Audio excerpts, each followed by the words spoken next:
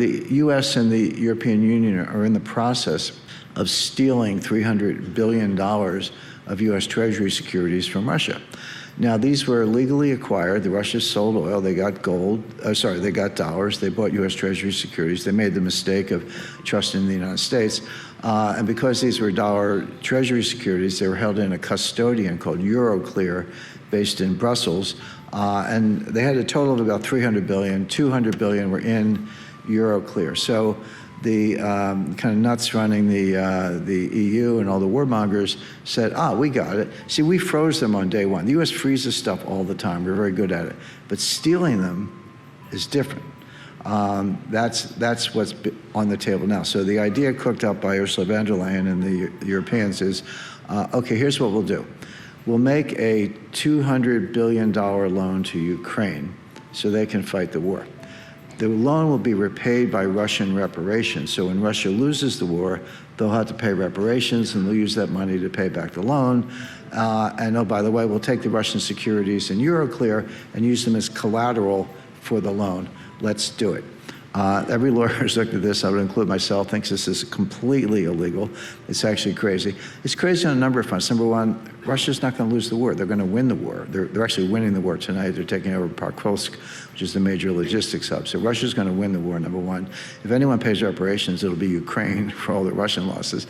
And so the loan's going to go into default, and then you're going to turn to the collateral, and then you're going to steal the money. Now, that'll play out kind of as I described, unless it just falls apart in the first place. But if you're anybody else in the world, you're Saudi Arabia, you're Taiwan, you're Japan, you're Turkey, and you have large gold reserves, you say to yourself, hey, wait a second, what if the U.S. doesn't like what I'm doing? What if they don't like my foreign policy? Are they going to steal my treasuries? Well, the answer is they might, or at least they're doing it in the case of Russia, so maybe I ought to get some gold. And this is one of the reasons central banks are buying the gold.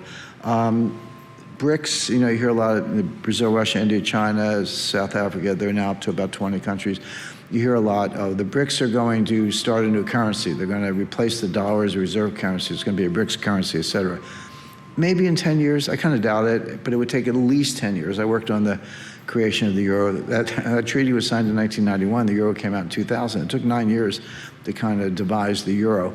So that's not going to happen anytime soon. But here's my point.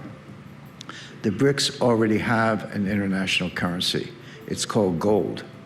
In other words, they can trade all day long in rubles and Chinese yuan and Brazilian reais and the other currencies of the other countries in the BRICS. They'll run surpluses and deficits, as I described earlier.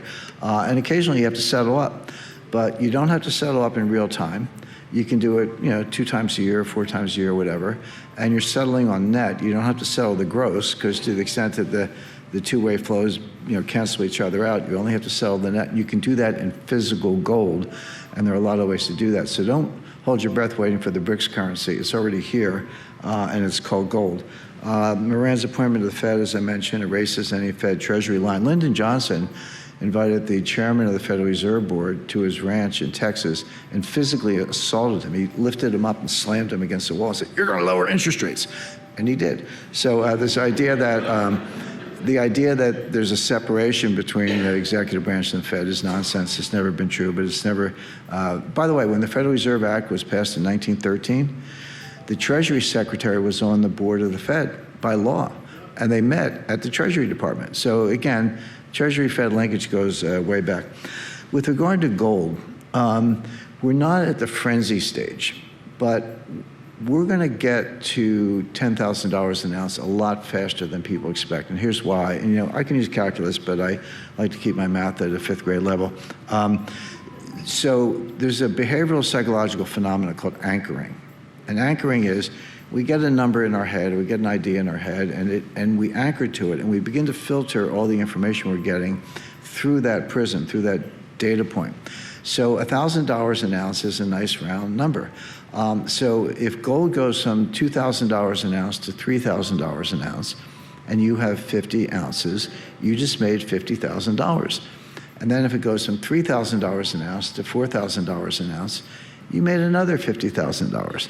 So people anchor on the $1,000 and the $50,000 that they make.